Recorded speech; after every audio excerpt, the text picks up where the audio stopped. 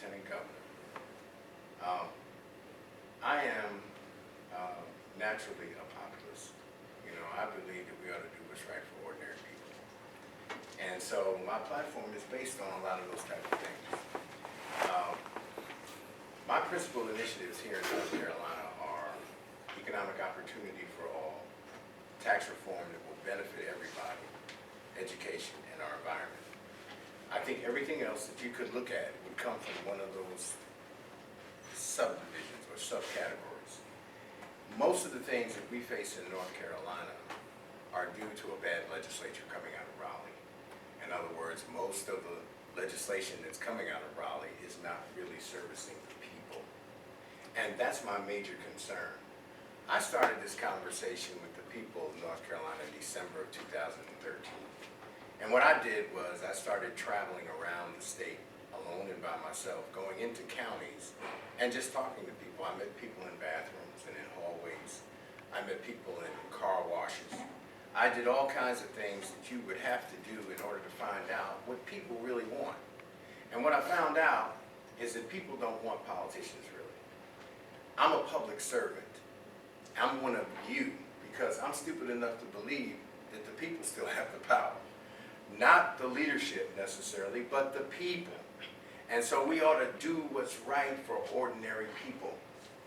And when I talk about economic opportunity for all, North Carolina has the highest poverty rate in the country. We have the highest child poverty rate in the country. North Carolina right now is the 9th poorest state in the country. We have 18 counties in North Carolina that have a poverty rate in excess of 25%. Another 7 that have a poverty rate in excess of 30%. These are alarming numbers.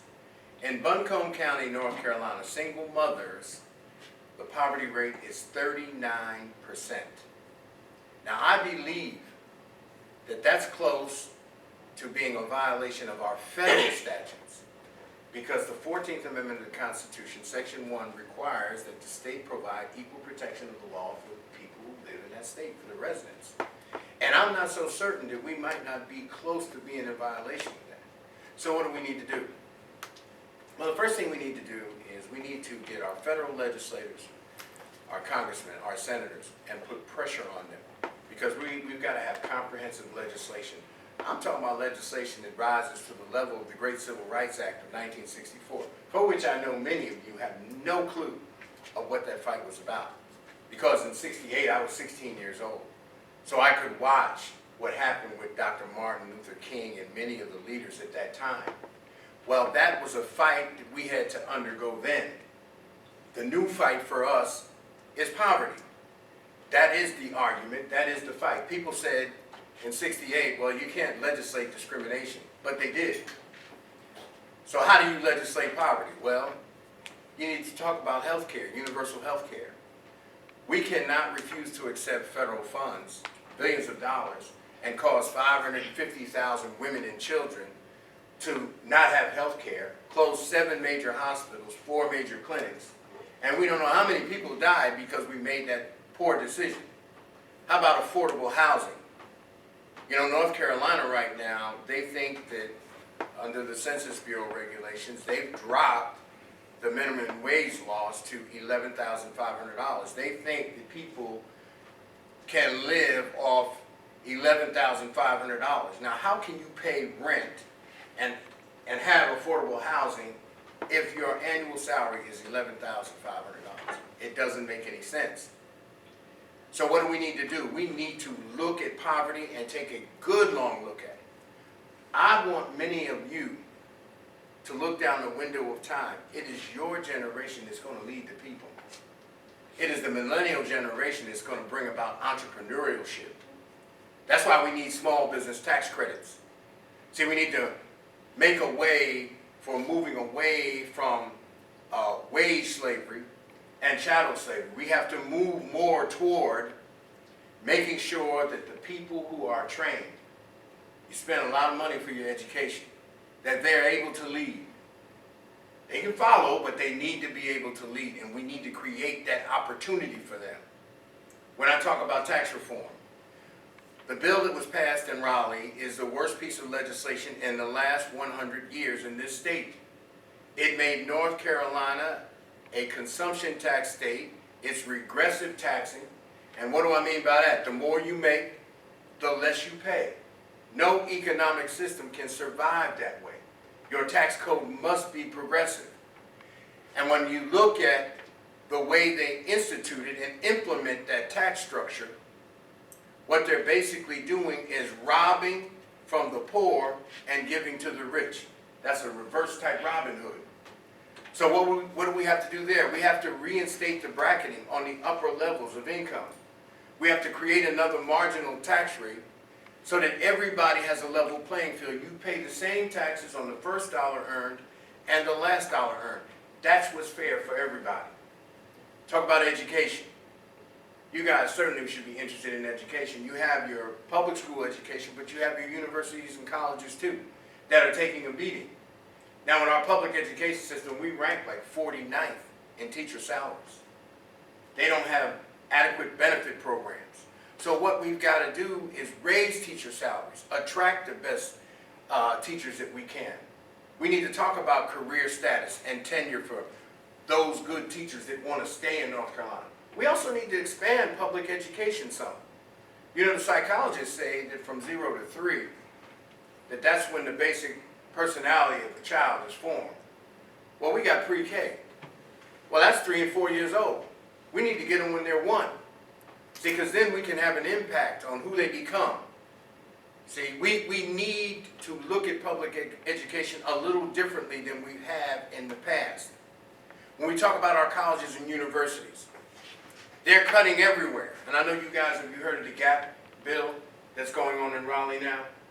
Where they're trying to say that the bottom end of the admission standards, or the kids that come in last, that if they don't have enough room or if their grades don't reach a certain level, that what they're going to do is cause them to leave the universities and the North Carolina University school system and go to a community college. And you have to stay at that community college until you finish 2 years, and then you're going to be able to go to a 4-year school within the state of North Carolina. That's in the legislature right now in Raleigh. See, these are the type of initiatives that we have to fight hard against. I do some instructing in a community college, and they've slashed and cut the money so bad, it's just impossible for people to survive in a system like that, to get a decent education. Now, when you get out of school, it's not fair that you have these enormous student loans to pay. So what I want to try to do is look at some reparations.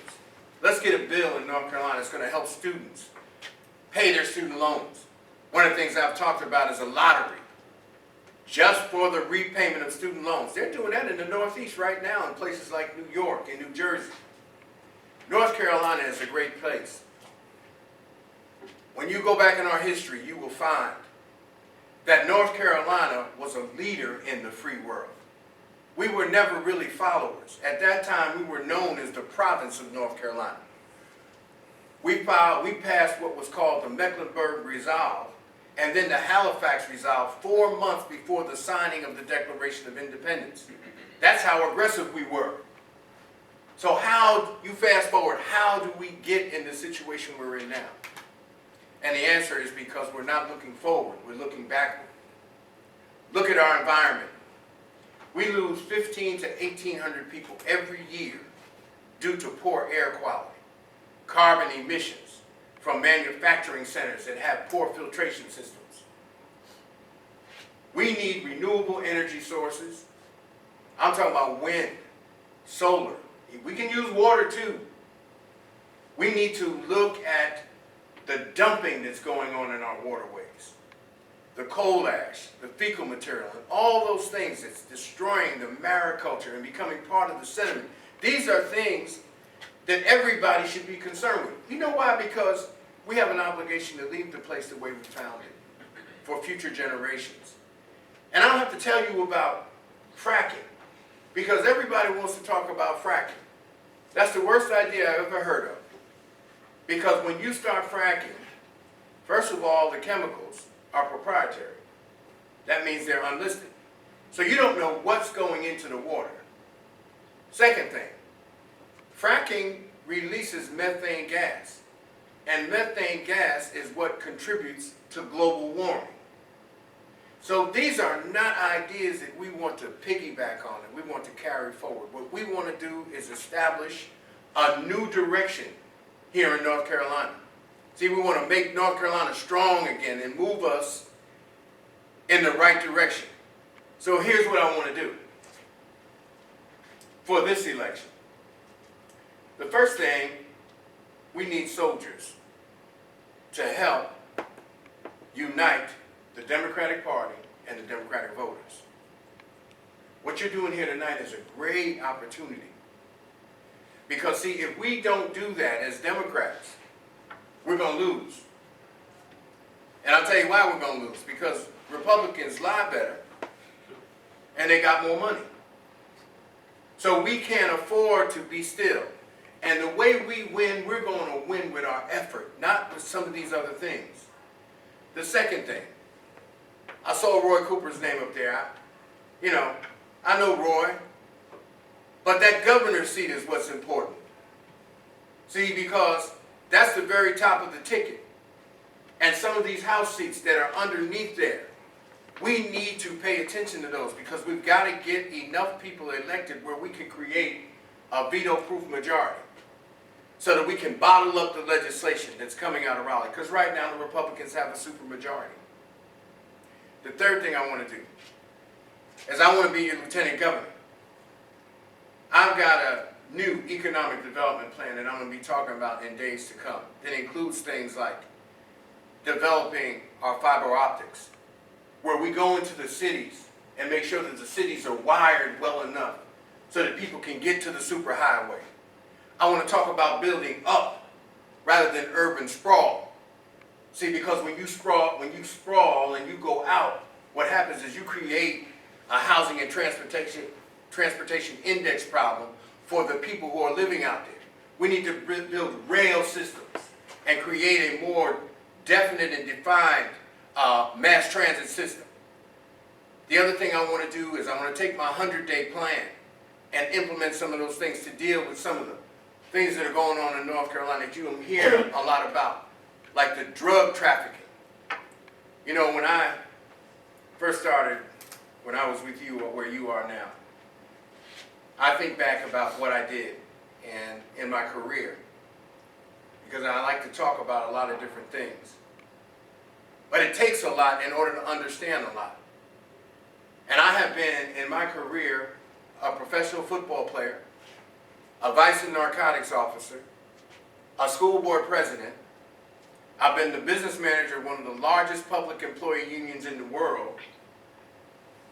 I'm a graduate of North Carolina Central University Law School with a specialization in taxation. I've been a CFO, a managing director, and a business owner for the last 25 years. I think I'm qualified to talk about these things.